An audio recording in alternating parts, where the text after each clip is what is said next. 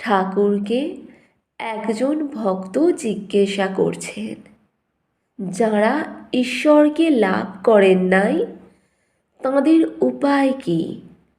তাঁরা কি বিষয় কর্ম সব ছেড়ে দেবেন?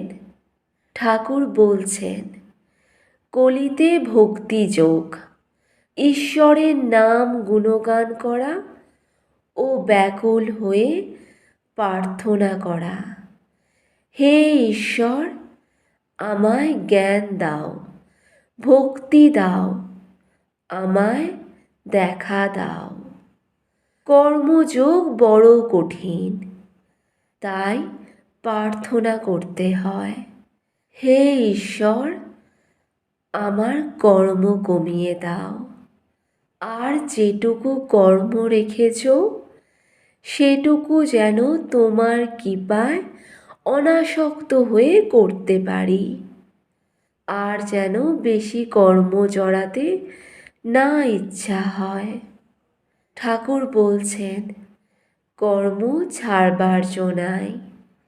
আমি চিন্তা করছি, আমি ধ্যান করছি, এও কর্ম।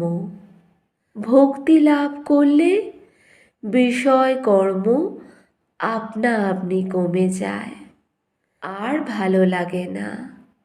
ঠাকুর বলছেন, ওলা মিছরির পান পেলে চিটে গুড়ের পান কে খেতে চায়?